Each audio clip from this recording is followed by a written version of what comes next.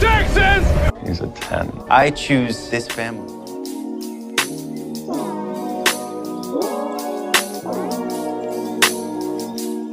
Hey everyone, welcome to episode 4 of the 911 Lone Star Roundup. I'm one of your hosts, EJ, and today I'm with my friends and lovely co-hosts, Katie. Hi. Shaz. Hey, everybody. And Grace. Hey, y'all. And today we're going to be talking about episodes 2 and 3 of Lone Star, season 1, titled Yee Haw and Texas Proud. Just a reminder, we're not going to be recapping the episodes, but we are going to be talking about some stuff that stood out to us. But before we do that, let's talk about some news that we have this week. Okay, so we've gotten a lot of, I guess, behind the scenes stuff just in general and stuff, but this week we got a lot because they're filming the crossover, which we don't know when that'll be because the episode isn't actually like titled. It's not titled as like season whatever episode blank. So, but we did get some things. I'm actually going to pull up the pictures even though nobody can see these, but I'll describe as best as I can. Just to remark on them. Yeah, so we got a picture of, I'm literally about to say their character names, bad. So we got a picture of Brian, Jules, Jim, Ronan, and Natasha. It looks like they're in some type of forest, which when these first released, we were like, okay, it definitely has to be a wildfire episode, just they look super dirty. It looks like a forest, so forest fire, wildfire. Well, yeah, and they're wearing the gear that firefighters wear when they're in the wildland fire. And they've named the episode "Hold the Line," yeah, which is a typical wildfire terminology.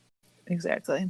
And then we also got similar pictures with Oliver and Ryan from 911, and then I think this one has Jules, Jim, and Tasha in it. I think another one that's very similar to that one is with them and then Brian, and then that's basically what we got crossover picture wise. And then we also within the crossover we got a picture of Rafa with Natasha, Brian, and Jules in Rafa in Carlos's apartment. Jeez, sometimes it's just too hard. So I'm like, where's Ronan in that picture? Like, he should be there. He should be. Yeah, I think he could have been filming something else, and that was just their chill spot. And then maybe that was what they're gonna film next. That's possible. So that gives hope. Carlos's apartment. That was so fun. Yeah. Yes. And then the big thing we got is the promo. Okay. So we got. Wow.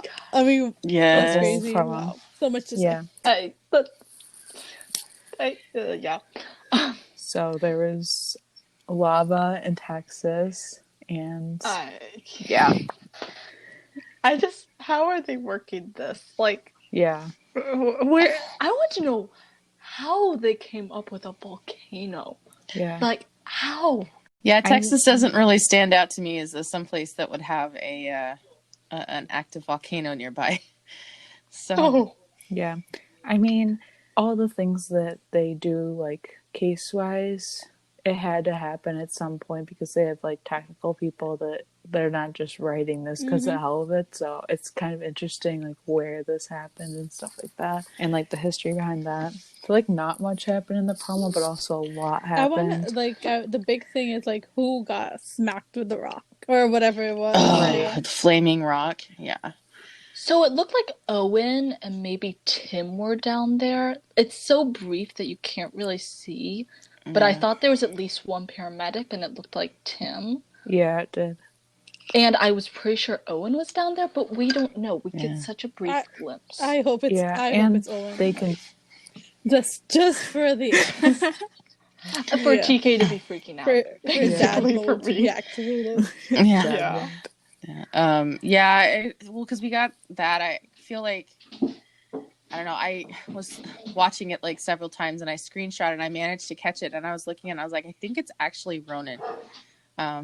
So like, maybe it looks like him. And I know Ronan said in a story that he did on Instagram the other day that he was like, man, TK's really going through the ringer. So I'm like, did he get hit? Did somebody knock him out of the way? Cause like it's flashed away as soon as we saw it. So we didn't actually see him getting hit. Or whoever that was. It didn't look like it was in the trajectory to land on either of them. But it's also a freaking flaming piece of rock. So even if it doesn't smack on them, it's still not going to be a good thing. Yeah. And technically, since they're wearing the gear and everything, it's just really hard to tell, like, who's there and who's... Right. Yeah. And we Oh my obviously gosh. didn't see his name, which is on the bottom of his jacket. Mhm. So we Yeah. definitely, I mean, and obviously they don't want people to know what, who's getting hit.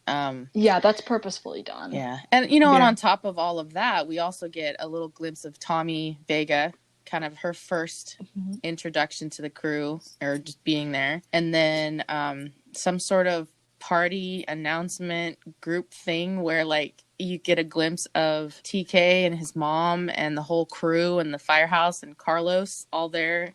Looks like they're, like, cheering on something with Owen. So, yeah. Yeah. That could be something like... we have no idea what it is, of course, but it could be they filmed something for, like, the last episode. Because, I don't know, for some reason, I have a hunch that's, like, the last episode, and maybe it's, like, I don't know, maybe Owen's going into remission, or maybe he just plain got good news, or I don't know.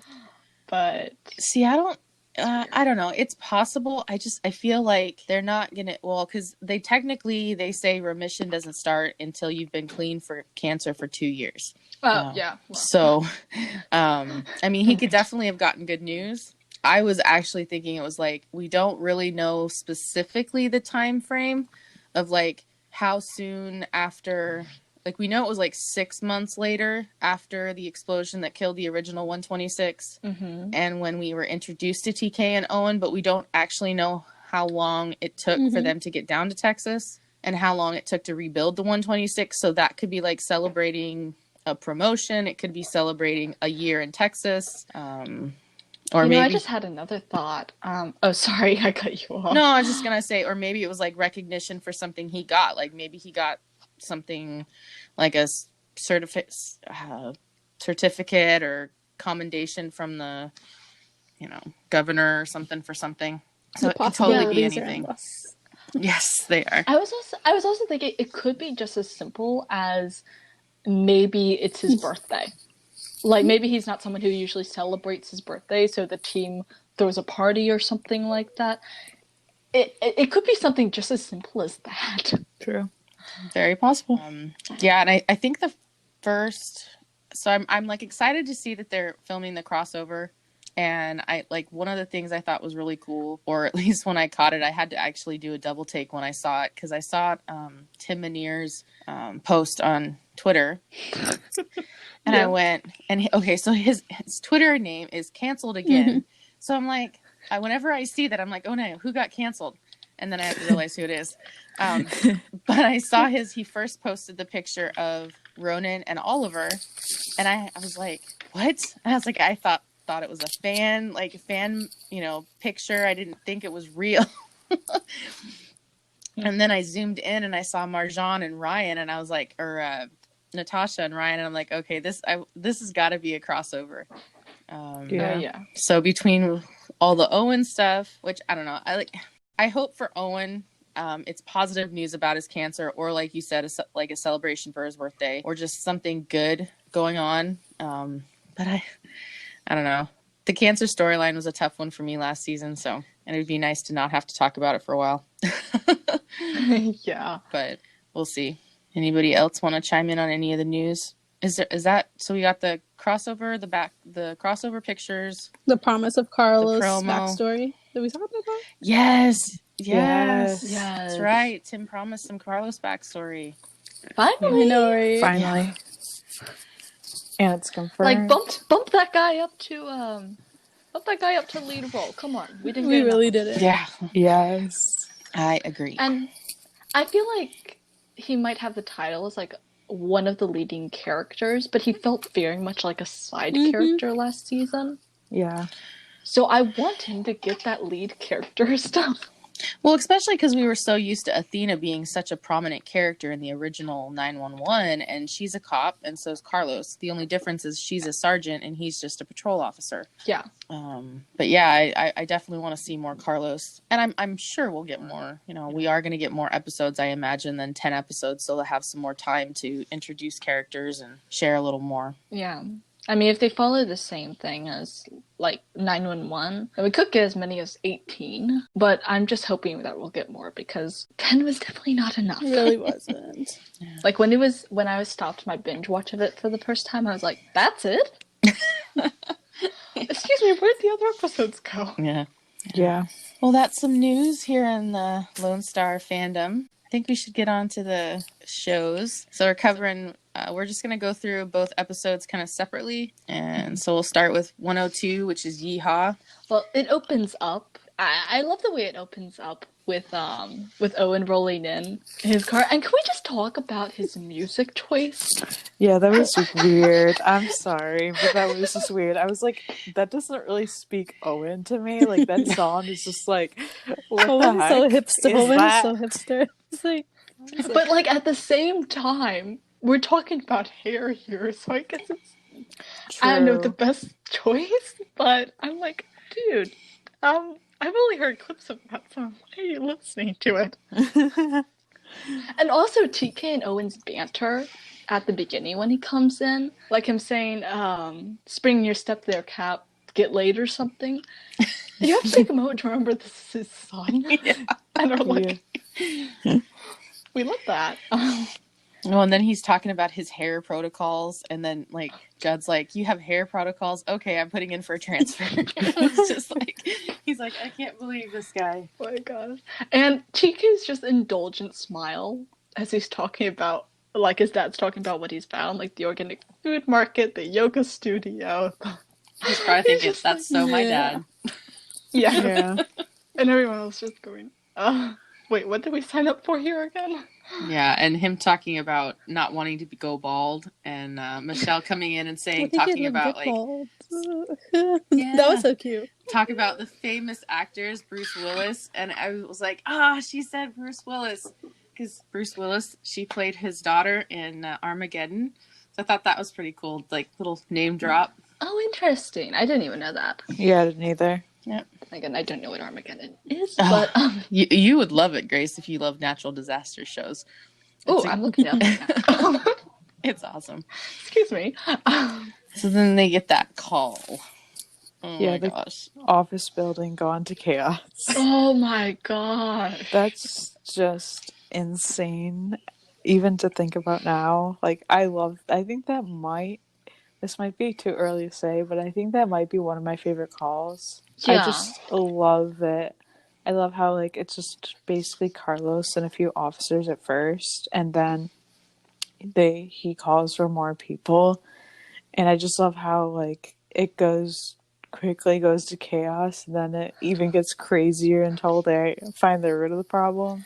I just love how Carlos and Paul got the moment to be like badasses. Yes. Yeah. Because Carlos is doing his like badass cop routine, and like we love that. I think that's the most we see of his cop routine in the season, if I'm remembering correctly. Like that's at least one of the scenes where we get most of it. And then just Paul doing his thing. Yeah. Yep. Yeah. Is he doing a thing? Uh-huh. He's totally doing a thing. Yeah, Carlos asked it, and then even Judd came and pointed at him. He's like, "Is he doing a thing?" And Owen's like, "Uh-huh." Like, so we got all these people asking. So like Paul has a thing, and everybody knows it. It's so cool. I'm guessing he must have used it at some point, like in the calls that we don't see. And so they're like, "Yep, he's got a thing going." Well, the baby rescue in episode 1. Paul was the one that figured out that the baby had flown out prior to where the car went off or whatever, and that's how they found the baby. So I think Owen and TK already knew he kind of had like the thing because of his rescues in Chicago, like him being able to find the arsonist and everything. They already knew that, and they'd actually talked with Paul about it, which I really liked. So I was really glad to see that. So giving them their moment to shine.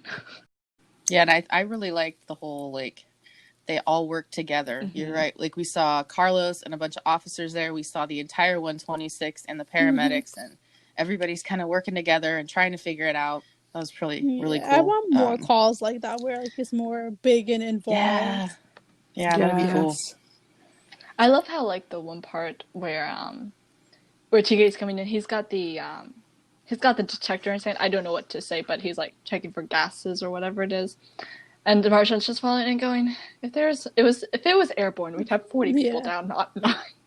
Like the rhyme of reason that goes back and forth. I love her. Yeah. Also Carlos's utter confusion with Bird Box. Yeah. Like, Never seen it, never plan on watching it. he probably same doesn't have here. a Me neither. Netflix subscription.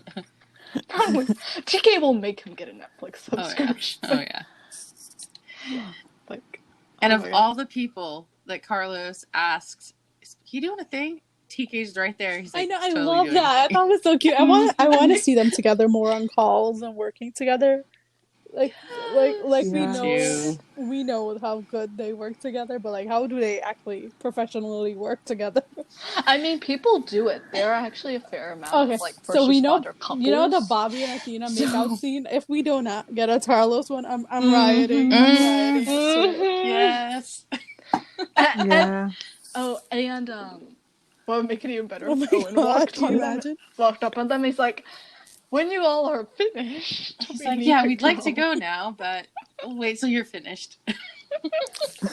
I want it." Carlos would be He embarrassed. probably apologized so much. And he'd probably spring back a little bit, and TK would just like kind of yank him back, like, "Okay, when we're done." Yeah. Yeah.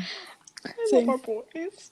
Oh yeah. I know. Same. Our boys love it. Our boys. And I love the scene like right after when like basically Marjan and Paul like order a fake delivery I'm like, pretty much. how dumb is it yeah. that this guy knows that he killed so many people there, and that he's taking food to the first responders? Like, get somebody I mean, I don't else think to he do did the delivery. know. Stupid. I mean, he Yeah. meant it to do that. Like, Yeah. he intentionally did that. But I also think it has to do with arrogance. And he obviously, he didn't think he did anything wrong. Yeah. If you do it once and you get away with it, you'll do it many times. Yeah. And that has me going, oh gosh, I hope he didn't lace the first responders order with mercury. But there was still mercury left over, and that was not a huge vial, so I'm going to assume no. Yeah. But still. But yeah, that whole scene, just Carlos coming in, I'm like, oh my God, I need Oh my like gosh, more of badass that. baby. Yeah, Badass baby. Also, can we just talk, can we take a moment and respect his authoritative voice? Oh yeah. Authoritative voice, like, Oh, and I love how badass it looked with like Paul and Marjan just like right behind him. That picture. There's that one picture that I keep looking at. It was so hot. I love it. Oh, I love it. I can't. Also, can we, like, Carlos's face when the guy's explaining his reason? He's like, what is even happening? He looked so done with And I get everything. that. That was like such a move. Like the guy is such a jackass just because they don't tip. Like, Yeah. And also, I don't know if this makes any sense, but every time I've thought of that scene, it's like, you are telling that it's a police officer. to a cop who is a person of color in Texas. Yeah. You're telling him about feeling invisible, and like you're telling all these things. He's probably had to go through these things before, and he's just looking at you like, bitch, just shut up. Yeah. Like, for some reason, I always think of that, like, yeah, like that. All right. Yeah. So after that big scene, then we get. So Owen was at the doctor, kind of checking in. I guess it was his like first appointment with his oncologist in Texas, and he's finding out, and like she's explaining kind of all the treatments and everything they'll be going through, and she's like, "Our goal is for you to die an old man with cancer." Not from cancer, which was kind of awesome, but then he has to like give up all his hair stuff, which goes back to the beginning of the episode of how he's so excited that he found his hair person. Imagine having a hair person. This is like, I know. I cut my own hair just because I'm too picky. He's like, I think it's a combination of treatment and trauma. Yeah, that's right. And the whole like he's so excited he won't have to lose his hair, and then like a few like, moments well. later she's like, well, and he's like, all like his face is like so kind of heartbroken, and then she's like, better your life than your hair.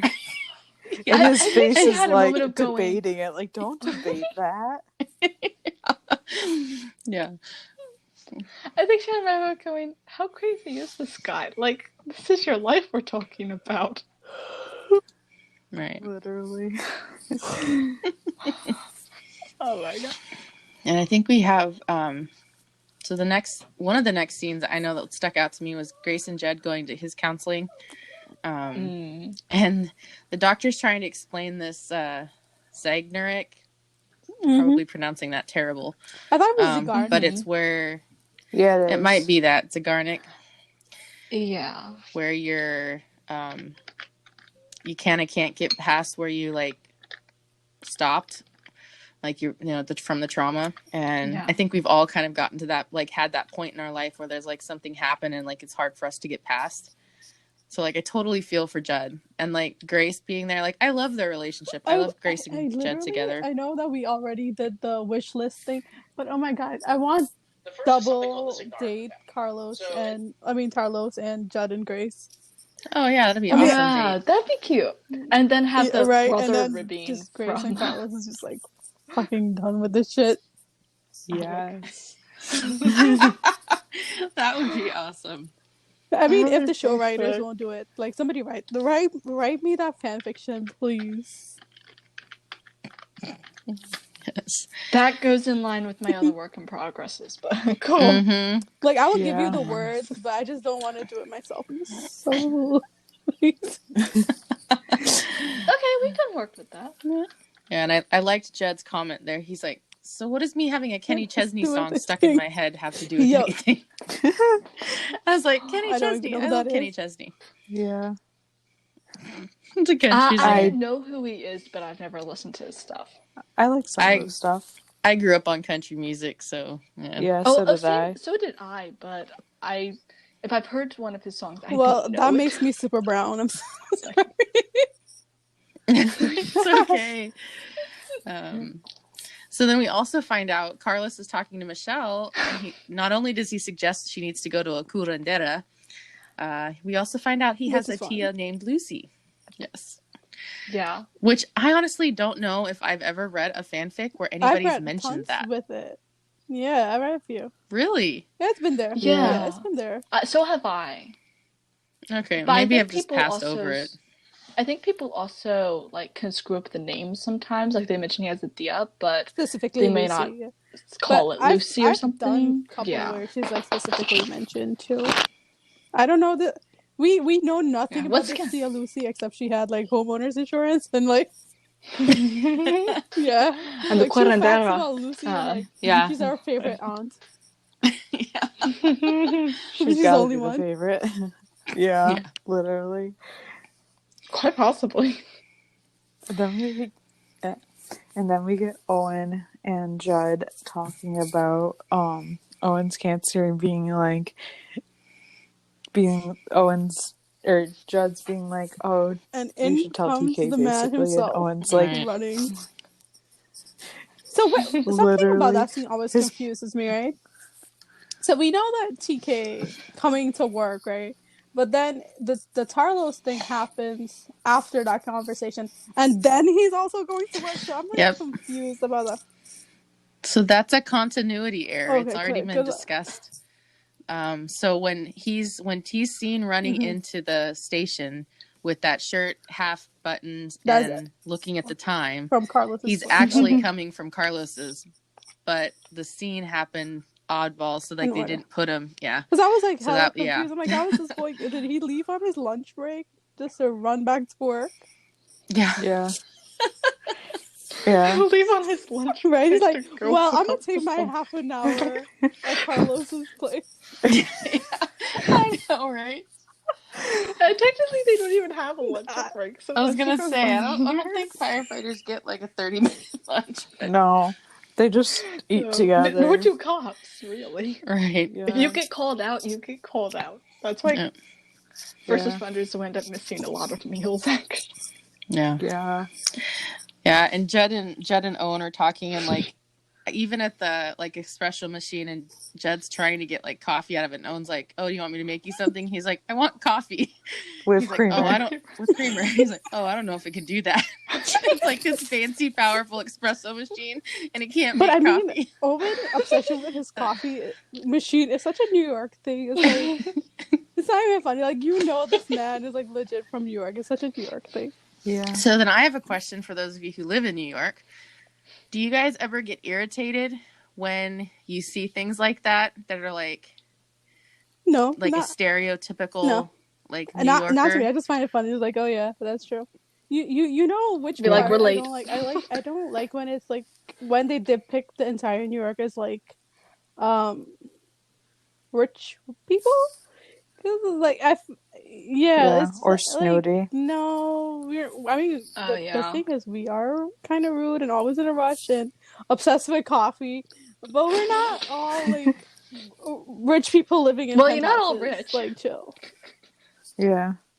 Like I think that they I mean, need to Okay. stop watching Gossip get Girl and like depicting every New Yorker like that. Like, Fun fact, my family almost moved to New York when I was younger. We were looking at moving to upstate, and I was about 5 when we were like thinking about going up there. Obviously, we never did, but I was just like, I could be in New York with all y'all. Oh yeah. Especially But, like, upstate. You could be near me. I feel like my New York and Katie's New York is like two different things. They Well, literally yeah, are. Yeah, and that's totally because I live in Western Washington State, and Spokane, which is on the completely eastern side of the state, and like we're two different. Like almost sometimes we joke that like the Cascade Mountains kind of separates the state in half because it's like Spokane's a completely different area than us, and there's always the stereotypes, and some of them I can laugh them off, but man, especially when people make assumptions, that kind of gets me sometimes. It makes me laugh. I will admit that, but I'm like, really? Yeah. I mean, always have to talk stereotypes, but we digress. I don't know what it is like with Maryland and everything, but I do know we have like the different counties, and like the different counties have their own stereotypes.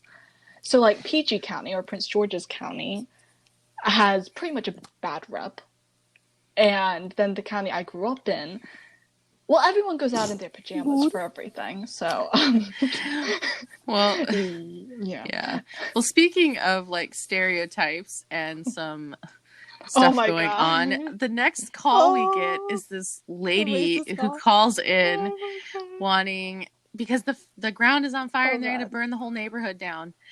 And like when she first met them, when the guys show up and that she first meets them and she's shaking all their hands, I honestly thought it was just an older lady wanting to meet the new firefighters in town. I had no idea it was going to turn into some racist lady.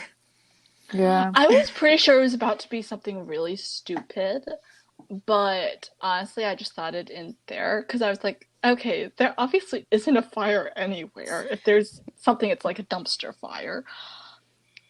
But I was just like, wait, what's happening here? Yeah, and then this started. Right, like, and then Judd's like trying to explain it, and then Barbacoa. In the ground. Owen's like, you guys cook meat in the ground here? And I'm like, have you not heard of Hawaii? Don't they do that in Hawaii? They I think cook so. pig that way?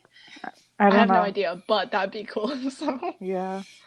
I've never heard of it either, so it was definitely interesting, and I don't know. Now I want to try it. Yeah, right, it's really that good. actually I have sounds tried really it. yummy. Yeah. But yeah, I love how it changed, and like Owen's like, don't worry, we'll have, he's like, we can make an arrest right now. And she's thinking they're gonna arrest the other people, and then like he's like, no, turn around, and she's like, what, me? Yes, that was satisfying. Yes, I was like, Not gonna yes. lie. Also, I love how he's like, TK, get the cuffs. Right? We don't have cuffs, come. Yeah. Like they're firefighters. It's like BRB calling have my cuffs. No. Yeah, BRB. I would have loved to have seen Carlos arrive to pick up the movies because he's Mexican or he's Hispanic at least. Oh gosh, I didn't think about it that way. Yeah. Yeah, that would have been awesome. And the Obviously, guy you can't be everywhere. The but guy was like, Oh, I love that boom. when and then she starts faking the heart attack, and like she doesn't want Marjan to touch her. She doesn't want. And what does she do? She looks at. No, he's not says he certified. can't do anything And because Judd, he's not Judd, certified. I love that Judd straight which up that's says bullcrap. no. Because he's the captain, he has to be Yeah. certified. Yeah, I just She love, doesn't even I love have to. that, Like, but he's like, just no. like, no. There was just. And then TK being like, Homosexual. sure, man, but just so you know, I am homosexual. And she goes, oh. And then she looks at Racist? Paul and she's You're like, not. "See, I'm not a You're racist." not a homosexual, are you? You're not a homosexual, are you? I am trans. Oh no. Man. He's But like, I'm I'm trans, cuff though. me. And she she's just like, turns just take me to jail. Just take me to jail. It was so funny. Yeah, and Judd flat out just I says love that no. so much. I That's my love favorite that. I part. love it. So perfect. He's like, yeah, I don't stand for that. Yeah. No, I've never been to Texas. I do have family that lives there. I don't think that's common, but I imagine there are people down there like that. Yeah. So it's like I think- it was a funny scene, and I think they did it well. It was just I don't know. With I've heard everything it that's more. gone on this year, not sure Yeah. exactly how well that'll fit, you know? I mean, I've heard a lot more that once you get out of the cities, you're likely, I don't know, likely to hit like more conservative and stuff like that. So I think it's very much a toss-up where you get, because I imagine Texas is a lot better than it used to be, but it's still, Texas is Texas. Yeah. It's a big country or state, and like Yeah. it could be a country. It's so large. It could be. I was just talking try to to be. somebody, and they're like, "Did you know that it's actually El Paso is actually closer to Los Angeles than it is to What? Austin or Yeah, Houston?" makes sense. Yeah, it's like because El Paso is like almost the westernmost city in Texas, and Houston, Dallas, and Austin are all on the eastern side or central eastern side. It's so like El Paso's actually closer to like LA. Interesting. I'm like, wow, that really puts in perspective how big Texas is. Because I know to cross Washington State from where I am to get to Spokane is 5 hours. So I can only imagine it's like 10 to 12 hours then. Oh man, yeah. Yeah. But so after we get this crazy lady, we get the Tarlos hookup, which I was totally happy for. Of I course. just wished it would have ended a hair differently. Like, TK? Like, TK, Like, why are we leaving? Yeah. Like, how you have that at your fingertips. You have the guy you just called very hot. You have him at your fingertips. Yeah. But like Nobody in their right mind leaves. Yeah. But like if you hooked up with somebody, would you really want them to like drive you to work with the lights and sirens on? I don't think so. Okay, that's true. I honestly do love that whole scene. I love the whole thing, even though it doesn't end how we'd want it to end now. But looking back, I love the whole thing. Yeah, I think that was where TK was at that point. Like, he wasn't Right. looking for a serious relationship. He wanted to hook up with the hot cop. Yeah. That's basically it. And Carlos's face during some of those scenes, like, he was so hopeful. Yeah. Like, okay, let's be real here. I want that I want I the love that light he also bar stole the siren fruit off scene of the table. Like, when I know. like, Yeah, he's just like putting his clothes back on. Gotta and get grabs that one, like, it's protein. I'm like, okay, I doubt Carlos is ever going to like protest, but I don't think you got permission. But Sure, take my fruit. He's like, I've got handcuffs. It doesn't matter. Oh my gosh. Well, what I'm saying is that they should use the like bar and siren scene when they've gotten busy and are both about to be late for their shifts. Oh my god! want But y'all that. remember Yes. when I mean, they They're got not like in a handcuffed to the relationship bed? and they can do Y'all it. can imagine that with Tarlos. And then, Oh, and gosh, then, yes. And then they just have to call. His Like, they have to call reaction Paul. is me. Oh my gosh, gosh. yeah. Paul's like, no. Like, we need help. And let's be completely honest here. Paul would act extremely like hemmed into that scene and just be dying laughing. Oh yeah, Paul would totally He take a would, picture yeah. before he did anything else. But like, It's like, I know, and like we Tika's just only like, had that please one don't show or me two that. scene with them, but I automatically think now that Paul and Carlos are like BFFs. Like, Oh yeah. Yes. Well, I I was love thinking too, back to the first episode, when Owen told Paul, you know, there's probably a kid here in Texas that's like you and would love to have a role model. I know we kind of looked at TK in that way because he was kind of like looking down, like, yeah, kind of me. yeah, Carlos definitely. too. Yeah. You know, he's Like a representation. gay police officer in a very kind of an unsupported state. Like, I know a lot of Texas has, you know, come a long way, but I know a lot of Texas is also kind of against that still. Right. Yeah.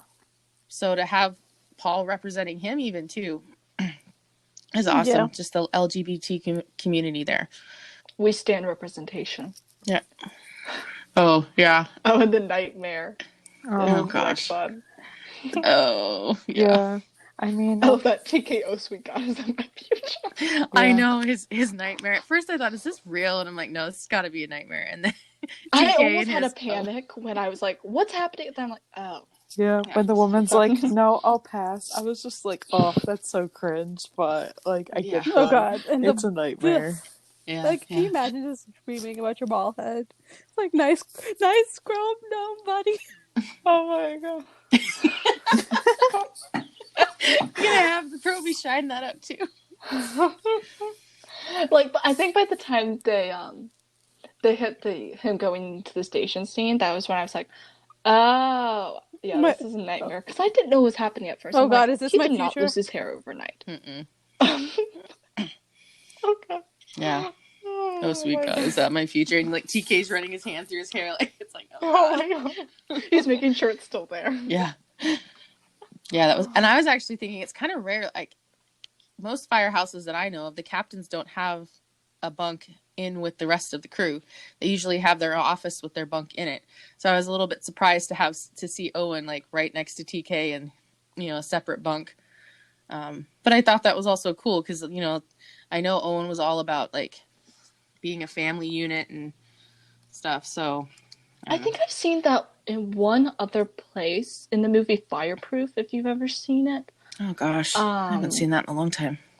Yeah, well, for anyone who just doesn't know what it is, well, it's an amazing movie. I recommend it. But basically, the captain there also sleeps in with the team because there's one like night scene and you hear his voice and everything. Right? Yeah. Yeah. IKEA, I'm sure. So I guess it might depend on the department. Yeah. Or space. Yeah. Or they're choosing. Mm-hmm. Yeah. They might have that thing with just choose. So that's nice. Yeah. But I loved it too because, you know, because Owen freaks out, wakes up, and then TK's like, Dad, are you okay? And I was just like, aw. I loved that. I love honestly. TK and Owen's relationship. Like, oh. And the guys was like, okay. Then he just drops back into bed. Yeah. And then they get that call during the night about the gas leak at an apartment complex. Oh my gosh. And they have to evacuate everybody, and like they're all going through, and they're that crazy guy that like, no, I'm not leaving, and he like pulls a gun on Marjan. Right? Because he's like, the Overlord sent you. And then like Owen's like playing along. Owen's playing along. Judd on the radio, he's just like, yeah, I guess that works. Yeah, I know. He's just like playing along, but his like face is like, I can't believe I'm playing along with this. TK had a stroke of genius getting him out though, like the Overlord sensor. Whatever. Oh yeah. He's like, okay, we gotta go. Just in time too. Like, of course, just in time, but paranoid irrational fantasy. And the guy's all thinking, oh, thank you. The resistance will be ever going And they're like, yeah, thanks, whatever. And then it's like the explosion, and then like the firefighters are just standing there. I'm like, don't you guys have to go put the fire out now? Just saying. And they're all just kind of standing around like, what? Yeah, and Mateo's allergy to cats. Oh god, And that's funny. Yeah. and him going, well, actually, I'm allergic to cats, and then like the glare that got leveled at him, like, okay. Okay. Yeah, And Judd's he's like, just staying around sneezing. And then he's sneezing later, and I'm like, I feel that. yeah. Oh, I feel for those of you who have pet allergies. Yeah, I don't, but like everyone else in my household does, and we have 3 cats. So. Oh gosh. Oh my gosh, yeah. Mm. Yeah, as the scenes, like the show's starting to end, and I mean, obviously every episode is gonna have like a theme, and like the theme this time was like, Owen didn't want to lose his hair, he was afraid. So I really liked that they went out on the horse. Judd took him out horseback riding. Yeah, I loved that, honestly. Like helped him put some things in perspective. I think that was really important because, like, we had kind of seen a bit of like the bond before and everything, but I think that started to show that they were really friends, not just like getting used to each other, if that makes sense. Yeah. Like, we had a few other moments in the episode where it's like, okay, they're getting there, but like that had like it was special on its own. Yeah. Yeah. Also, he did look really good in a cowboy hat. Agreed. Really did. Yeah. They both did. Yes. And then go ahead, Katie. Okay. Ooh. And then we got the Oh. Tarlos dinner scene. Oh, we want to talk about disasters. Yellow hoodie. I don't know. I still liked it, even though it was just like, I don't know. I still liked it, even though it was just like, I don't know, kind of like it was a disaster, but also like the beginning was cute, and I don't know. I like the yellow hoodie. I don't know. I know. I mean, and we got Easy some really Tiger. cute moments in it, though. I mean, we got Carlos calls TK Tiger, and which has now become like TK's nickname, which is cool. I want to see more of that nickname. Yeah, I don't want it to have died off. Like, we need it. Yes, agreed. And then I personally feel like if Carlos had not said anything about it this, might have been like, better. It's not like this is a marriage proposal. I think if he hadn't said that, I think TK would have stayed. Yeah, Yeah. he was But already he was on just- edge because of the alcohol and like Yeah. the confusion about like. But what let's this is be supposed honest, to the mean real and reason he was everything. there was to Mhm. get And like, down. He was like, Oh, we of can course. skip all of Yeah, this. he was getting We can late. skip all of this. And I think they would have gotten there. I don't know. probably they would have had dinner, But- then they but would have also- fallen in bed together, and it would have been adorable. But Carlos was working the best Literally. he could with what he had, Right. and he had nothing. Also, He had like, what the nothing. heck is Yeah. baked He had no red idea. snapper, dude? Like, Yeah. I would not eat that shit. Like, feed I've never. the man a slice of It's pizza. fish, It'd be but I alright. don't know. Oh my gosh, yeah. Like, seriously, TK would be, I will marry the person that. yeah, TK would be all for pizza. But I know, Carlos right? has such a sophisticated taste. Like, he's so fancy when it comes to food. Yeah. And then, we move into kind of starting to, like, I guess you could say the conclusion of the episode. We see Owen unpacking those boxes, and he's looking at pictures of it, young TK. Yeah. I know at least one of them I could definitely tell was Ronan. Yeah, like a younger picture, or when he looked younger in. But, Yeah. yeah. I know most shows, like, when they do, like, stuff like that, they usually ask the people for, like, pictures, like, and stuff from their real life, but, like, I don't know. We still need to know, Ronan, is that you in the firefighter outfit when you're younger? Yes. Must Cause know. you're so like I'm gonna melt, okay? Y'all will never see me again. I'm gonna melt, and I'll just not be able to put back together because oh my gosh. Yes. So Ronan, is that really you, or could it have been one of Rob's kids? Yeah, it's true. Maybe. Because John, Owen, and Matthew both have similar features to Ronan, and especially at such a young age, they could have possibly pulled it off. Yeah.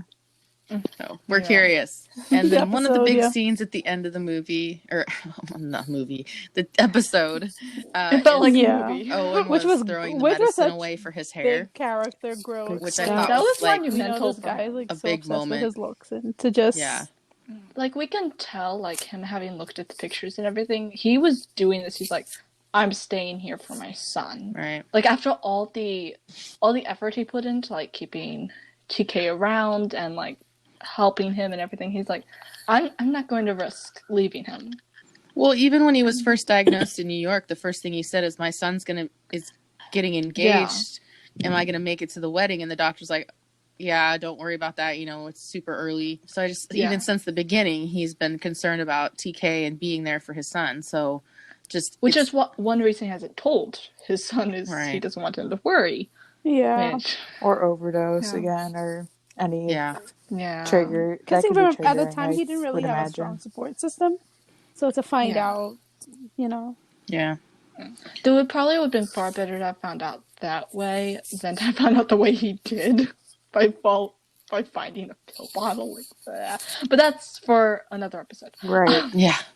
All right. So we're going to talk about episode 3 of season 1 of Lone Star, titled Texas Proud. And yeah, so we're introduced pretty much right away with the silo rescue. The guy was walking on the corn, walking the grain to get it to go down the chute, and got sunk in kind of like quicksand. Yeah. That was, and I kind of loved while they were in the fire truck and they're talking about it, and Judd's explaining, almost like an expert explaining something, and Owen's like, "Oh, it sounds like you've got experience with this."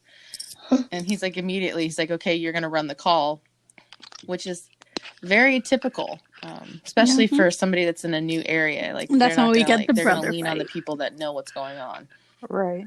Yeah, definitely. Yeah. I mean, like in New York, they don't be more exactly have upstate. silos. I mean, it's definitely not so a New York much. City thing. I Not don't the know. way anywhere. But probably upstate. Yeah. Right. Yeah. I could. Probably farms upstate and everything. Yeah. So I know when I grew up, because I grew up on a farm. We didn't have silos exactly, but we had corn cribs, which was where the cobs were stored, and they hadn't actually been used for that purpose for a long time, but they were actually a very popular like play area for my sisters and I. We played house in there and everything. Used poisonous berries for it too. We didn't eat it, don't worry. But yeah, we had something a little similar to that, and it was freaking huge. Also pretty old. Yeah. But well, and I think what I liked about this rescue is because it kind of started, like, the whole episode's called Texas Proud, and I love the theme through the whole episode. The hijab malfunction. Like, I mean, I don't mind that, but it being caught on camera. I mean, later on, it did like develop for her storyline, but like, it was such a crappy storyline to begin with. I mean, like, there's other ways it could have been like this. Like, her religion should.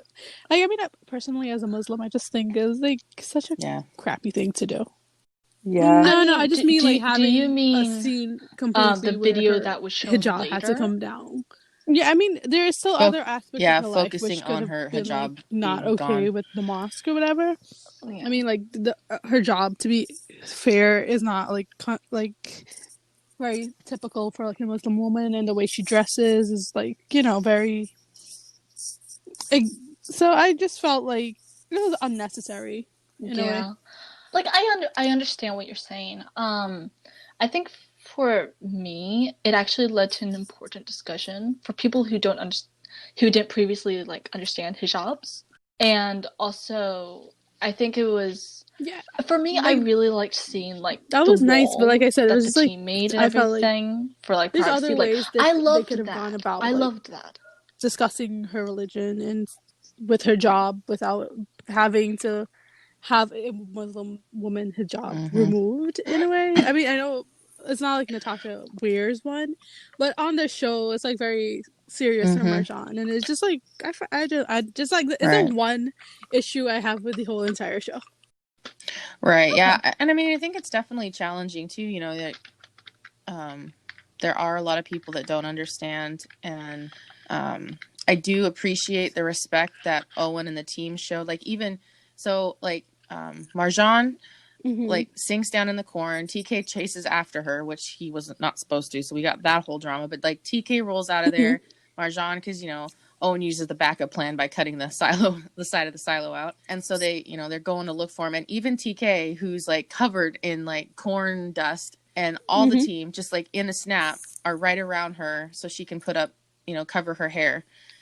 And I did really like that, but you're right. I feel like of all the things, could have been other ways they could have gone about. Almost in a way, it's like a white savior thing as well. It's like, because that's such I don't know how to explain. It's just like she wasn't able to like defend her own self. It's just like they had to step in and like take charge of the moment or whatever. Right.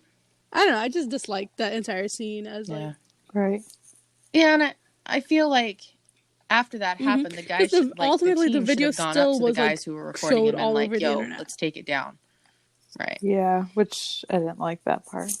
Yeah, I didn't either. No, I didn't like that either. Because as you said, like, nothing like having the worst moment of your life caught on video. Right. And she calls it an epic disaster. Like, when they're in the truck on the way back, it's, everyone, like, Matea's all excited, and I could just see Paul, like, smacking him, and you're like, stop it. Like I was ready to smack him. Oh my gosh. Like, realistically. Also, I did not know that Natasha was actually Muslim, and I find that so cool. That, like, she's portraying, like, her character is that. I didn't know that, honestly. So, like, finding that out, cool. Anyway. Just me using Google again. And again, that's what something I appreciate about the series is that they cast people who fit the roles, not just tell a person they're hiring, oh yeah, you're gonna play this character. Like, she's actually Muslim. She may not respect things the same way like Barjan does, or that they're writing the character, but I think that it's cool that she's representing her culture. Yeah. Or religion. That's super cool. And okay, so then the team gets back, and oh my gosh, Judd, being Judd, is not afraid to say something, and pulls TK aside, and right there he's like, and you're just grinning like a butcher's dog. And TK's like, I don't even know what that means. And I'm like, if you stopped and think about it for like 2 seconds, you'd have figured out, like, a butcher's dog really likes that, the butcher comes home smelling like meat all the time. Because I know my dog loved my shoes when I came home from the deli, because she was constantly licking them. And also, butcher's dog, they're going to get the scraps and everything. I still don't get it. So, yeah. Yeah. No. Like, I don't know what that means. Stop and think, baby. You still don't get it? Yeah. Okay, so a butcher... it has all the extras. No, right. like, so I don't understand the dog is going to be excited when the butcher comes home because he's going to have all the scraps. I guess he was just proud of himself. For going after Marjan or something. Which, I mean, that didn't turn out that great for him either, but... But I also very much see TK's point of view. It's like, your team is in danger, you like risk everything to save them. Even when it could, like, potentially... Like, I think in the moment you don't think it could potentially cause more bad than good, but in the moment his one goal is like, I have to protect my teammate. Yeah, like, obviously, like, they're trained to handle situations, stuff like that, but you're also trained to protect each other. And to him, he was so certain he could reach her, even though, like, we all knew it wasn't going to happen, and yet he was going after her. I think the only real boo-boo that he did was ignoring his acting captain order, right? Because I think Judd was acting captain, and I think even though it was discussed, like, none of them has ever been in that situation before, so I don't think they understood the, like, full gravity of the situation, like, the way Judd did. So in his mind, maybe it's not that big a deal. Maybe Judd is just, like, over exaggerating the situation or whatever, because he's never been in that position before, so he doesn't know. Even when it's explained to him, he can't, like, grasp it the same way. Yeah. Right. Yeah. And then, like, and through that, and I could tell at the time that Judd was definitely mad. I'm glad they addressed it later on, too, and we'll talk about it later on. But, like, through his anger, he's calling TK the coach's son because... TK hated that. Oh, yeah, because, TK's like, you don't know anything about me.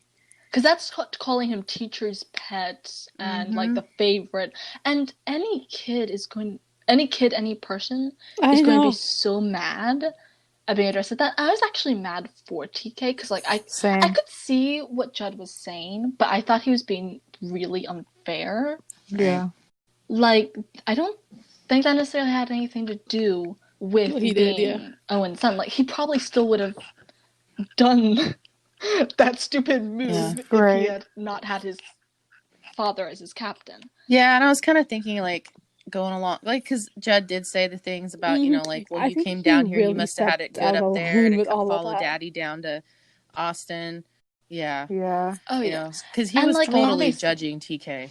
The And, like, situation. obviously, he didn't know, and we did know, like, TK's situation and everything. Judd didn't know, and I think if Judd hadn't known, it's still likely he would have said something he would have regretted because he was mad, but I think he would have watched his words more, because, like, then he would have understood this wasn't even TK's idea.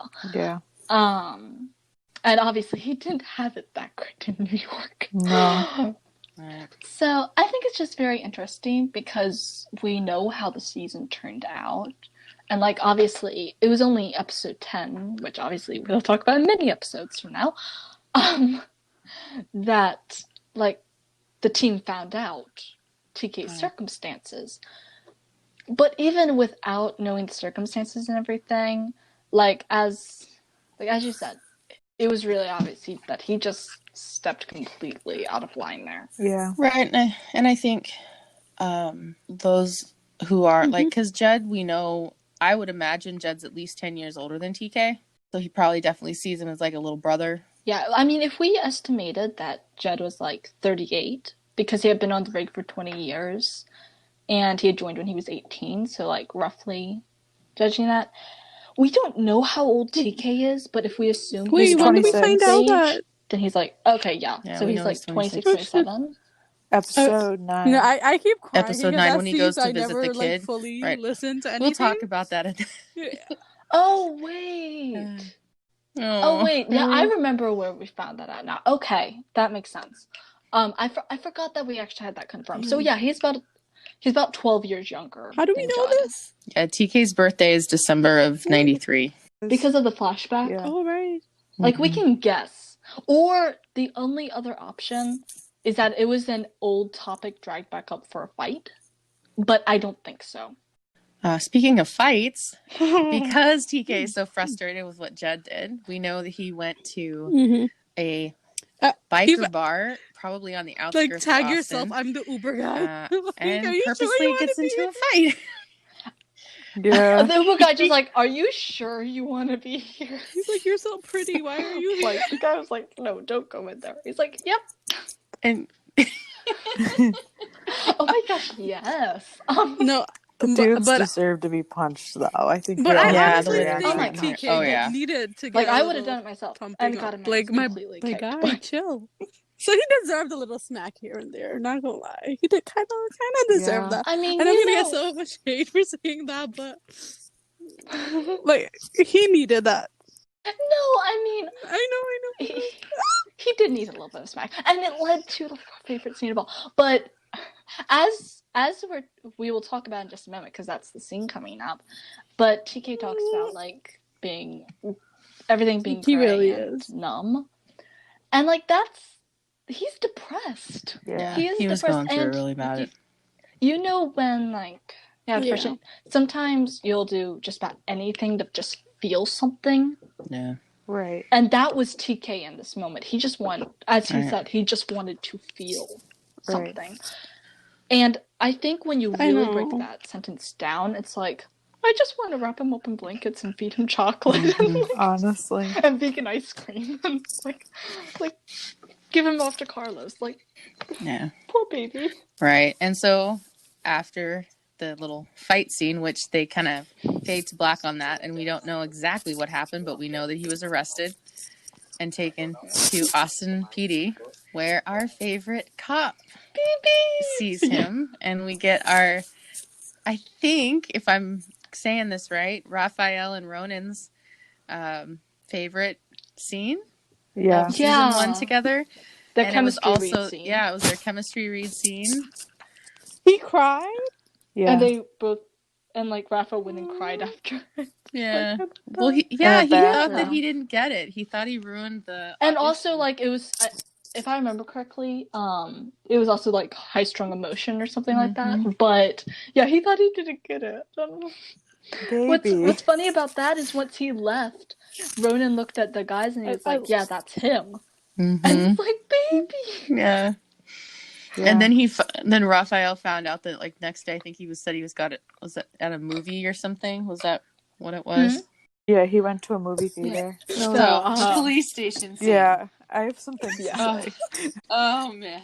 So this There's so much to say. I mean, there's so much to say, yeah, but like, so like the whole like when Carlos is like the first, I don't know, I have so much to say. It's gonna take a second, but like, Go for it, girl. just Carlos, or yes, Carlos, but not Carlos. That's not what I meant to say.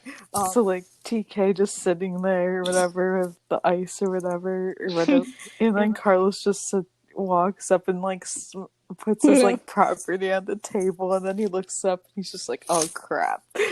Yeah, because obviously he was like just like dumped there with ice just to wait for an officer. And then like TK's like isn't you processing me a conflict of interest? And honestly, if I was like Carlos, I probably would have wanted to punch him at that point. Exactly, because like you're not interested. It isn't a conflict of interest because you didn't want it to be a conflict of interest. Not yet. Yeah. Not yet. Not yet. And then What should I say, then, Tyler Carlos Kennedy? is like, Austin's a small town. I'm like, is it though? I literally screamed. Yeah, we learned his name. And he goes, oh. I want to know the story behind that. Like, why does DK I just assumed that his parents couldn't like, settle yeah, it on isn't one. the best name ever, but it's just like bad. Fuck it, let's just combine. Yeah. True. I don't. But his thing of going, ugh. Yeah, I don't think it was because he hated his name. You've I think known it's too because much. like he called him by his whole name. It's like, oh, you know my name. Also, if we want to be honest, maybe being called Tyler Kennedy was something that only happened when he got in trouble. Probably.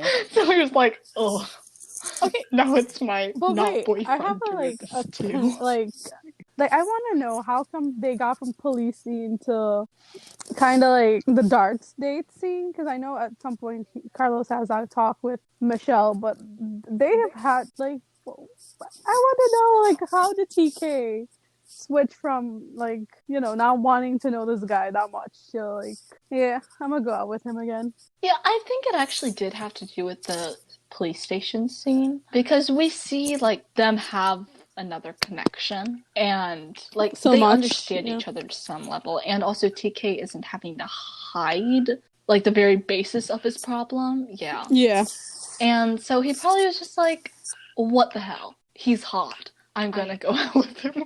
Like, he's sweet and hot, I'm gonna go.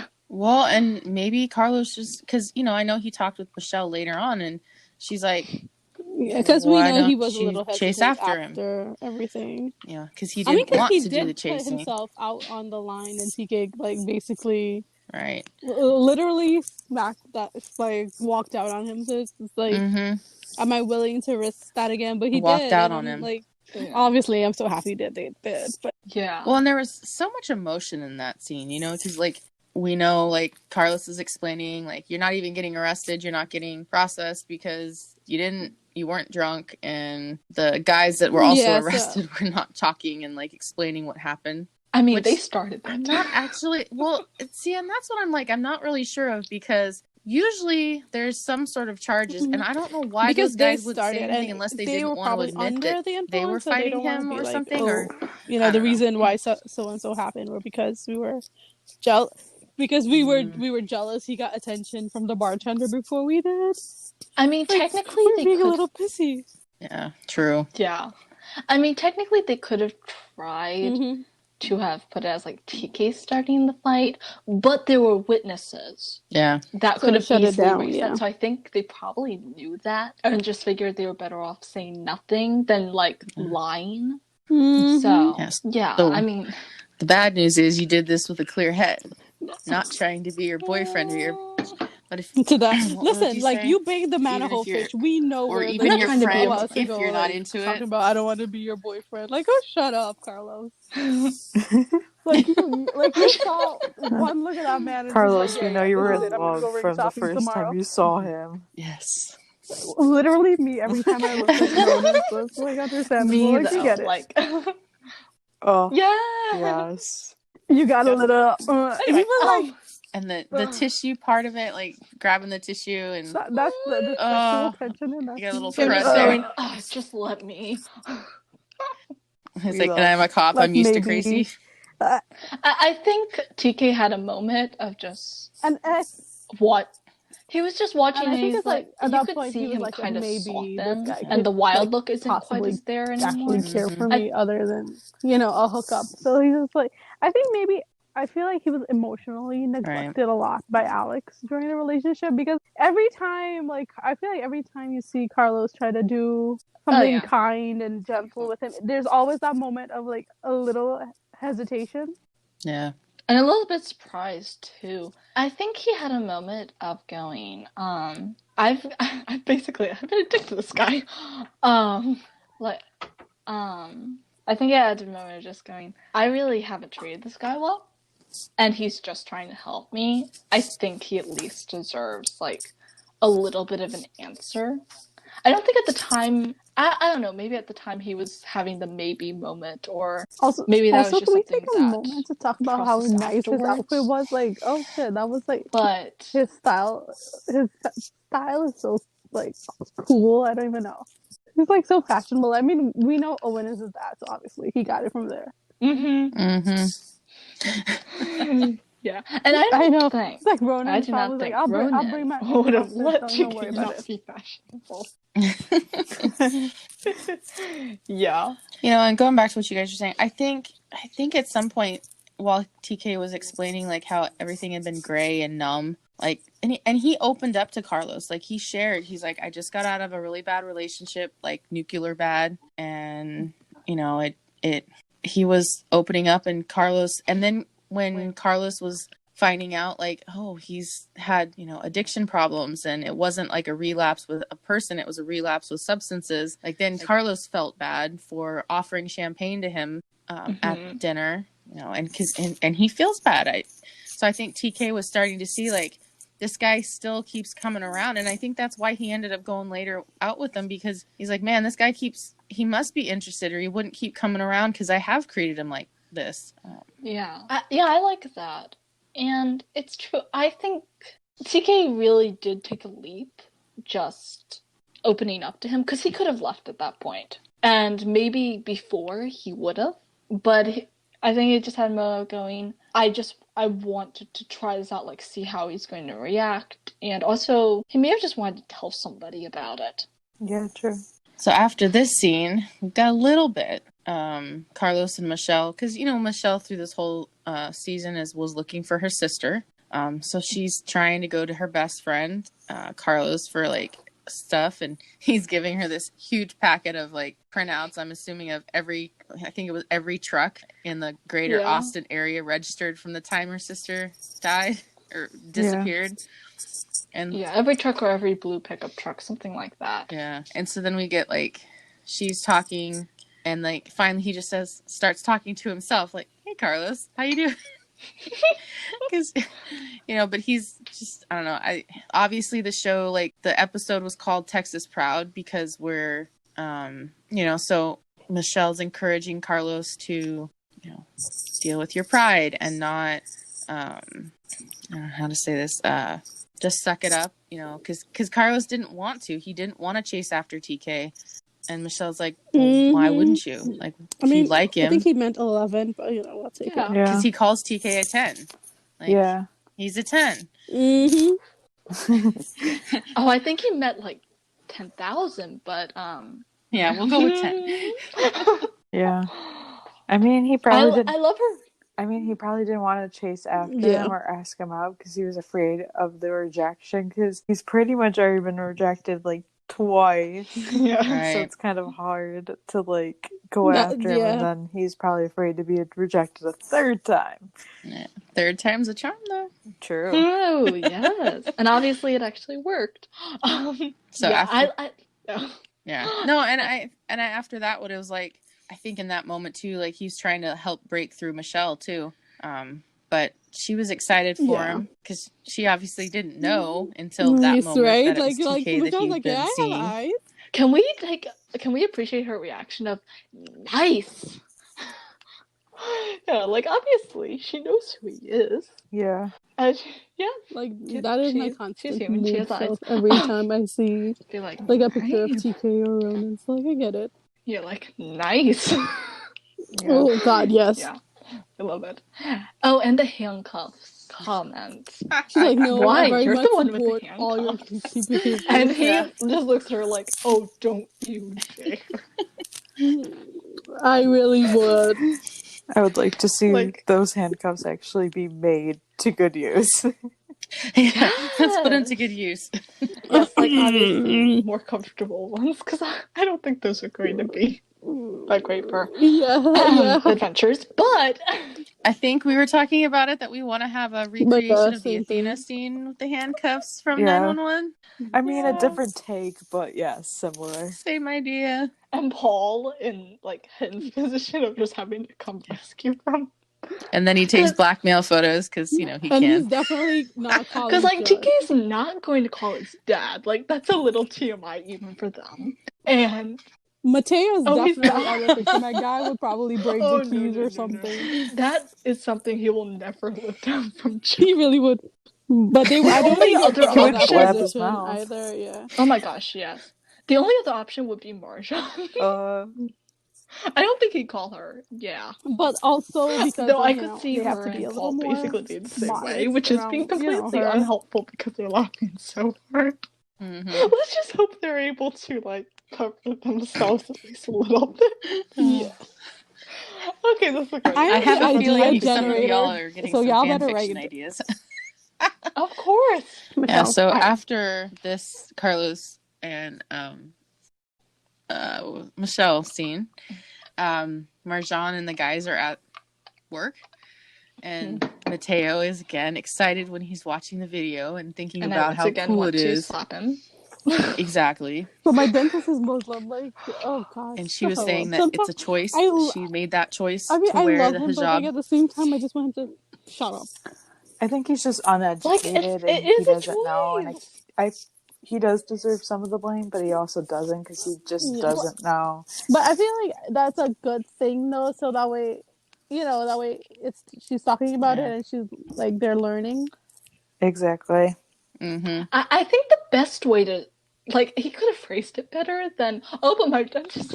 I think he could have gone is it like customary? Is it Right. like because that's a question I didn't know the answer to before then because like I don't know that much. And obviously, like, there's the incorrect bullcrap that's often taught about, like, hijabs and customs with that. Yeah, he just talks. I'm like, there are better ways to handle that. That's why I say he has absolutely no social cues.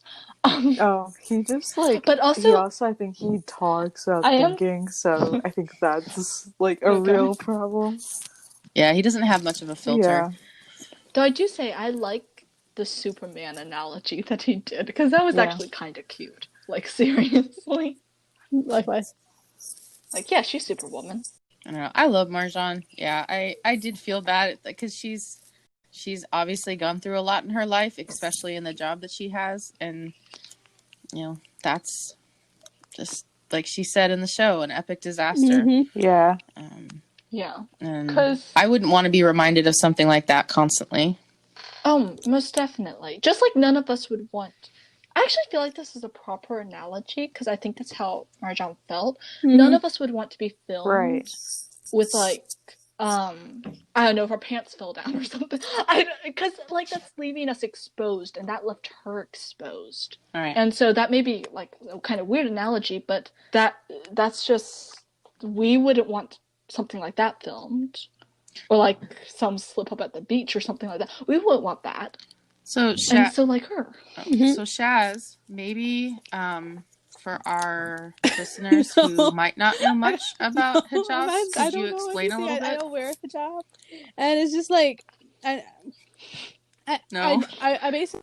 I mean, I wear it when I pray or whatever, but it's like I don't wear it. I can Google it.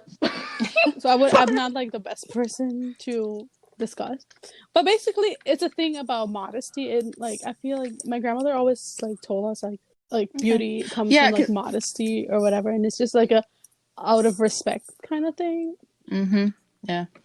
Yeah, because I'm a Christian, so I've read the New Testament and the Bible, and I know in there's a lot of discussion about like how a woman should dress and the modesty a woman should have, and I know other religions have similar outlooks and views on modesty. I don't like, and I know that hijabs, like I know in the Jewish culture, because women often and even wear in Muslim, like a the prayer guys shawl. do Men do have a too. little The men wear hat that they wear as well. the kippah, So I which think is it's the pretty hat. much similar. It's just like you want to like keep your like your hair and like the way your figure or the shape of your body and stuff like private for like your husband and so that's the reason why her clothes is also, I feel like that's why she also wears like those like sweatshirts and sweatpants to keep it like to not like be like too revealing. Tracksuits and stuff. Yeah. I don't know if I'd ever want to wear one personally, but I can actually see the appeal of wearing one because it's like a form of protection, and like women let's talk for a moment. Women already that's struggle our with fault, unwanted attention, and obviously because there are jerks in the world, wearing a hijab is still going to get unwanted attention, but it's still protecting yourself. And I actually think it brings another kind of beauty. Yeah. And I think Marjan, for me, like to the wearer, her talking about just why personally, she I think wears her hijab and just her culture and her religion, and it really helped me understand it, not and stuff to know like why, because I feel like nobody really talks about and that. I think there's like a lot of misconception in like Western media that like portrays like Muslim women as like being oppressed because for wearing, but it's really not. It's like she really said, it is a choice. Like nobody's forcing us to wear it. It's like you're wearing it out of respect for yourself, for your family, for your religion.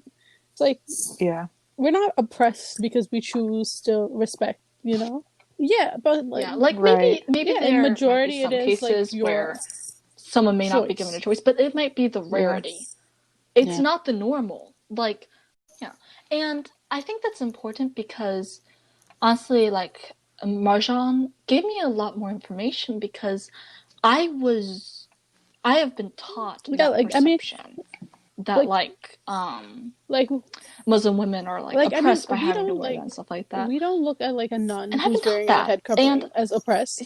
So why I believed it for a long time. Oh, like no, because that's her choice. She chose to wear that, but like a lot of people just don't care if they see a nun wearing that's like. I mean, some people. It's just might, a nun, no big deal, right? So why, if it's a Muslim woman, why do a lot of people automatically assume oppression? Right. I mean, yeah. Well, I mean, it's kinda is. It's not. Yeah, I know what you're saying.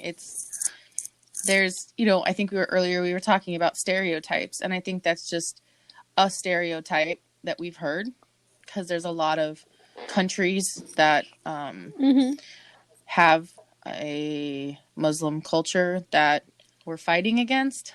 So, Americans are very ethnocentric, which means that we believe our culture is better than others, and whatever differences there are likely to be quote unquote worse than ours. And that is especially true regarding Middle Eastern countries, which is where you'll most likely find like a couple years ago, Muslim culture, where before at least to the best of my like knowledge. Americans started like going to war with the Middle East. It was a very thriving region, and it's like after the Americans like invaded for oil or whatever, that's when a lot of shit went south. So it's and then they brought the misconception of like Middle Eastern people are suffering, and so that's why we had to be there, or the war is because of them instead of like it's our fault. And also, we very much spread the rumor that like the terrorists that attacked on 9/11, we basically it's taught that terrorist equals Muslim and Muslim equals terrorist, which is why true. there's a Muslim ban, or there was a Muslim ban at some point. And that I've always thought that was extremely stupid, because let's take Christianity for example. There's some really stupid ass Christians that do really horrible things to people in other cultures, other religions, and stuff like that. But the majority of us are just living our lives. Some of us are still not being great to other people, but that's just how life works. It's not going to be different just because it's a different culture and a different religion. Like, obviously there are the bad ones, but do not stereotype a culture and a religion just because of the bad ones. Right, and I think that's what was happening. Like, you know, Mateo, he's young. We don't know much about him. We don't know exactly how old he is, but he's young, and it sounds like he's maybe early 20s. So he's probably not met a lot of people of other cultures. So he's saying things he doesn't quite understand, and he's asking, like, he did ask her, like, and well, why do you wear that? I'm gonna know about Mateo is that which he's gave an always trying to opportunity for learn her to things. share why she chose it's like to the do cutest it. way possible, because I remember that scene with the dogs and something Owen had mentioned, and then he started watching videos with Caesar Milan, I think it is. And I just found that like so adorable. Yeah. Yeah, he's really trying his best. Oh, And that's yeah. one thing I really love about Mateo's character. Like, sometimes I just want to like Yeah. smack He the does shit the out of best he him can, for like being, honestly. but like it's not his fault, you know. It's like he's still taking the time to educate himself, which I very much appreciate. Yeah. He's learning. Yeah. Yeah, so we, you know, one of the other things I we love learn, Wayne. or we meet is Same. Wayne. Owen's getting his first chemo treatment. And I do too. He's a coach. I love him. And I didn't realize until I rewatched the episode, he's got stage 4 bone cancer. I noticed that when I first watched it. I was just like, terrible too. That puts a different I know perspective somebody on like that had everything, it. because he's living It's with really the painful. I expectation know of somebody that had it. Right. Well, I think they ended up and it's being very on painful. hospice after, and I think they tried to give them as much medication as you can, but they would just like they were not, basically almost comatose, even though they weren't. Like they were not there and stuff, and they were just screaming in pain, even though they were basically in a coma. It's so sad to even think about. Right. And I love some of the things that Wayne, because Owen was there and he was asking, because we find out that Wayne is a coach. He was a football coach for a high school. And so we learn that, Owen's asking him, like, well, what did your team think or how did they react when you told them? And he's like, well, they cried like a baby and then they went and beat one of their rivals, And, Wayne was given, I think, Owen some really awesome advice. He's like, you got to gang up on the cancer and you got to have as many people around you fighting for you. But, Owen doesn't want to stress the team out. And he hasn't said anything. TK doesn't know. He's only told Judd because of all the stuff that happened in the first episode, which, Owen's pride's getting in the way. He doesn't want to let everybody, I don't know. I think part of it was he doesn't want to be seen as weak in front of his new team and his son, who he knows looks up to him. Yeah. I love the kind of nod to the silo rescue, because Wayne was telling him, stop struggling, because when you struggle, that's when it's going to pull you under. And I just think so many times in our lives, we've had those moments where we're just struggling. And if somebody says stop, and then you stop struggling, and all of a sudden it all becomes clear. Yeah. And I feel like Owens is going to have that moment. Obviously, we know how the season goes, but we're discussing it now. But yeah. And we after that because I know we talked quite a bit about Marjan. And then she goes to the mosque, and then there's a woman at the mosque that they have a conversation, and she basically suggests, because some of the other ladies were talking, and they feel like she should find another one and they're like, you haven't put enough roots down here yet to really be that really stuck here, so you can go and find another place, and that's not right. So what really bothers me about that scene is, in my opinion, I think just in any situation, women should support each other, because a lot of times in society likes to pin women against each other as competition. And just in general, this woman should not have been so rude and been like, yeah, you need to get out of here because of this. You're supposed to be supporting each other and stuff. And she was also way too happy about saying it, in my opinion. We think you should find another mosque. But, no. I think Like, yes, she should find one now because you're a terrible person. I don't want Marshawn to be anywhere near you. you see, Yeah. but basically that's the thing where it comes down to like not they're just writing. I think they're just writing from like they're still not writing from like a Muslim person's perspective, just like writing from an outside because they're obviously they don't understand when it comes down to it. I mean, obviously they could have done their research, but they're just as a writer they're just putting it in there for like the drama. But I think in reality the whole thing would have gone differently in compared to what they because I've known women like Muslim women who are more open, like older women that are more open to like teaching you like the ways of like being Muslim or whatever instead of like knocking you down and tearing you down. Well, I Yeah. mean, I think there's someone in every crowd, and I think it goes for all religions, like churches, mosques, probably even synagogues. Like people get kicked out because, or not even kicked out, but maybe shunned a little bit because they're not quite like what someone wants them to be, especially if it's like a smaller community. Right. And this is a show; they're going to dramatize. Yeah, so things. it's like it's not really about like it's just I don't know. I just don't like the way that they basically wrote her out of her community. Right. Yeah, that's Instead, my main instead, issue. instead of having them welcome her despite like Yeah. showing that her community could be welcoming and Right. caring to her that she's new or whatever, they just basically like lumped them to a bad name in my opinion. Yeah. Also, can we appreciate how gorgeous that mosque was? Yeah. Yeah. Like, oh my gosh, it was so pretty. Now, were they actually? Well, I don't really think they were actually filming at a mosque. I don't know if that's something you can do. I know a lot of places have it where you can't film inside a sanctuary like that.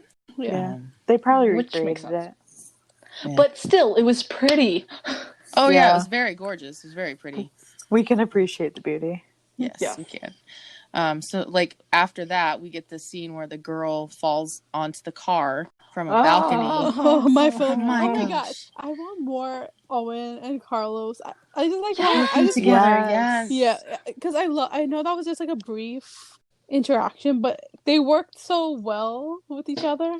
Yeah. I mean, they basically found her phone and that was it. But like, Well, yeah. I think we had a little bit of the that. chemistry between them was like so nice, so easy flowing. I think future son-in-law, future father-in-law, like. Well, yeah. I mean, we get again. There's another nod to the scene, the episode name, which is Pride. Yeah, I think that's Pride before the fall. Yeah, I think that's how I love that they all like each episode title has like a connection, like all the incidents like connected back to the title. Yeah. Yeah. But about the yoga pose, like, how did she do that, thinking that nothing bad would happen? Like, I guess she's a yoga hobby. Maybe she was overly confident and be like, yeah, I could definitely do this. You're hanging off, like, 8 stories up. I mean, let's talk about, like, the selfie deaths. Yeah. We were talking about before, like, recording. These people that are standing, like, on the edges of building, or not even on the building, like, on the decorations of something, or near the very edge. People think they're invincible. People do not recognize their own mortality. People are stupid. There we go. Pretty much. They're just pretty stupid. much. Yeah. And I don't know. I feel like she was just, there's a lot of people out there, and like it seemed like she was doing like a YouTube video or whatever. And so there are a lot of people out there that do certain things, and they always want to one up the people that are doing the same thing. So it's like she had the right idea. Okay, I won't say it this way. Well, I don't know how else to say it, though. She had the right idea. She wanted to try something different, but I don't think she had the right safety equipment to be doing that. She should not have just gone out there and done it like she did. And the arrogance, oh my god, it's like one thing that I hate so much. Right. Yeah. And maybe have tried it from like a loft balcony or something, not the balcony off the on the 7th floor. Right. Of a building. Well, yeah, and that's what I mean. Like, she didn't have the right safety equipment. Of like, if that was something she wanted to do, she should have had like the fireman's that air cushion that they can put underneath somebody and things like that. So like she should have had a harness on, like tied down. But that also would have admitted that she would have fallen, and I don't think That's what she wanted. she. Right. Yeah, no. Well, she didn't want to fall, but no, I don't think she even thought she was going to. Also, Right. like even when she's injured, the first thing she's asking for is her phone. Like, oh my god, girl, you're like half dead. Why do you need your phone? And I love that they just assume that Michael is up there. Like, yeah, sure. And then like Owen's like, well, we'll find out. And so him and Carlos go upstairs, and then Carlos, they watch the video, and it's like, my phone. Carlos like, what did we just watch? The Pride Before the Fall. Oh my gosh. I love that. Yeah. Then we get to go on to the bar scene. That had a lot of stuff going on. This is my favorite scene in the. It's my favorite scene of. Oh wait, no, not my favorite scene is this is the peeing on the wall thing, the water explosion. No, this is the date. I thought the water explosion happened during this episode. Yeah, but we didn't talk about like that. A couple. Did we? Oh wait, is it in this one? Yeah, no, I thought it was. I thought it was in a different one. I don't know. I've watched 4 episodes in the last 3 days. Oh no, it is in this episode, but I really don't like that, so I did not even care to talk that's right, about because it has another thing to do with pride. Yeah, so let's acknowledge it happened in before. Yes. No, this is the TK and Carlos playing darts. This is Judd getting the glare from TK. This is Grace. And returning. So there's a lot going on in this. We got Michelle and Owen having their conversation. Owen's getting drunk. Oh my god. Then we've got Grace and Judd there kind of having dinner, and then Grace makes the comment seeing TK like glaring at Judd like he's gonna shoot daggers at him or something. Can we appreciate Grace in this scene going, Justin Ryder, you did not. I love like she Grace. Handed She what to him like, and I love that she was able to just like snap back with some scripture. I'm like, I totally support that. We appreciate that. Love that.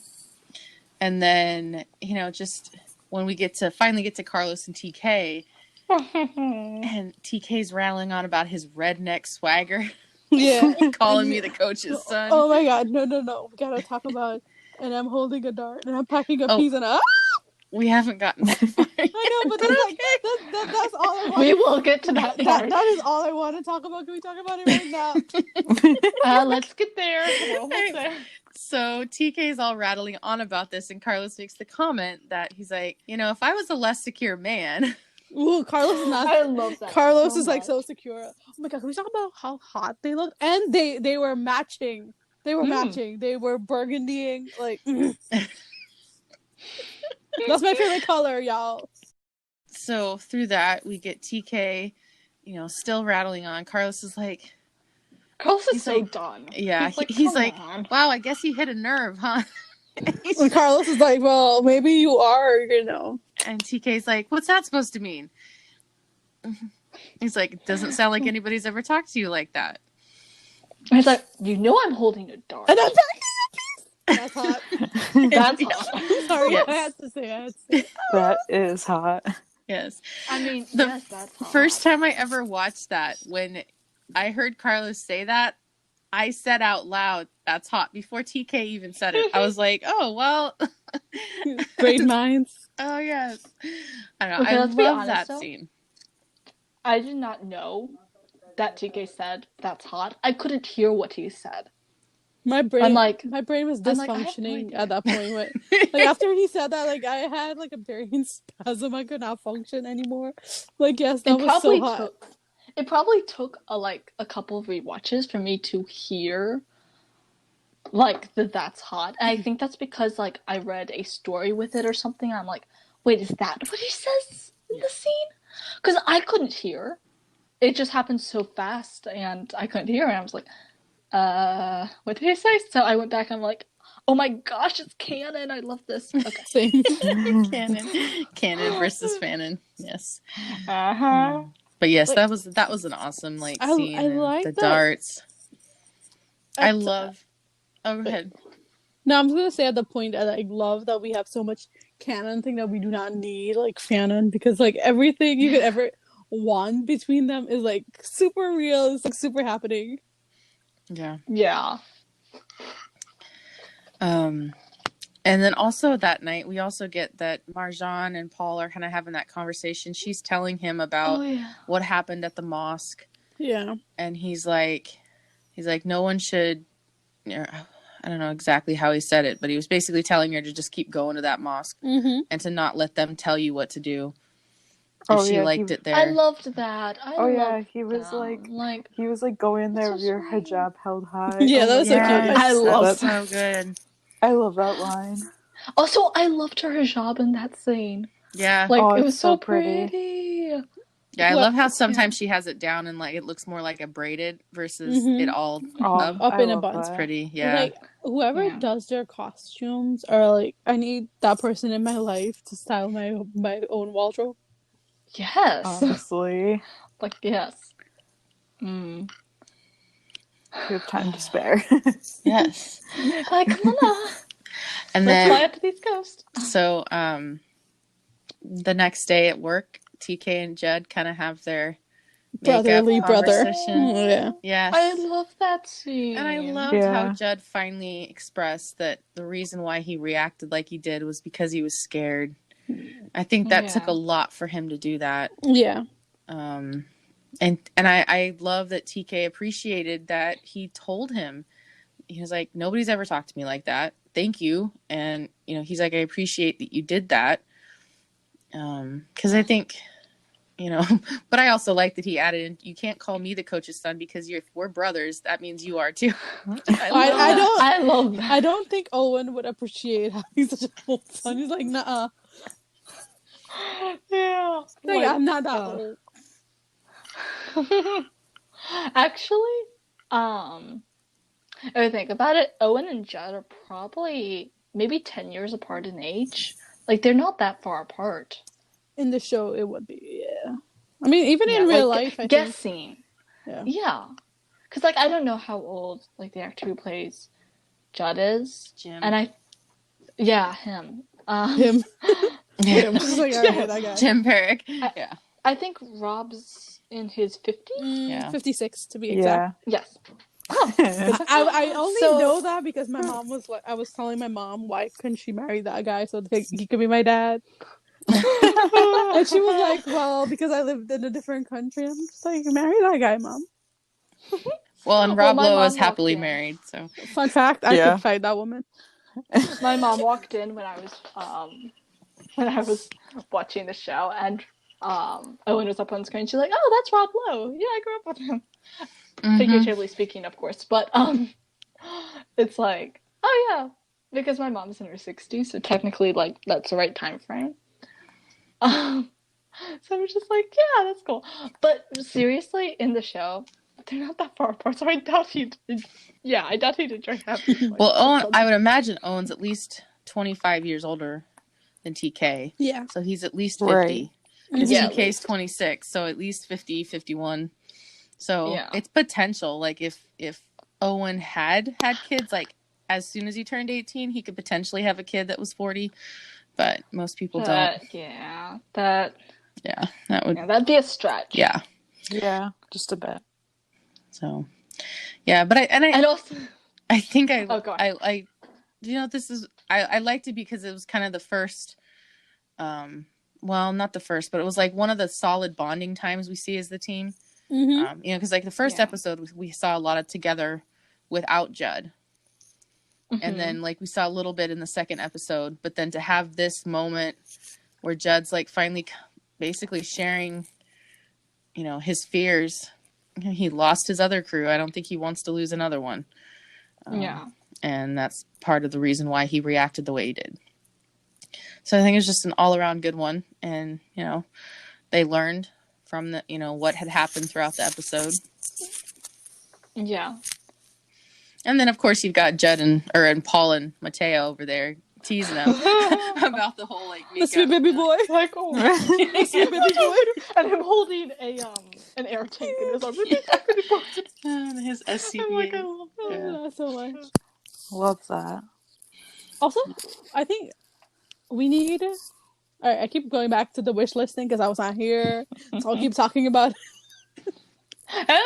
I'll add on every time we have the discussion. I want uninterrupted squad dinner. Yes. Yes. At least one episode. I mean, at least one episode. Like, please, for the love of God, let's have them bonding. And, you know, just for the hell of it, let Carlos come over and Grace come over, and it's just like family time. Family.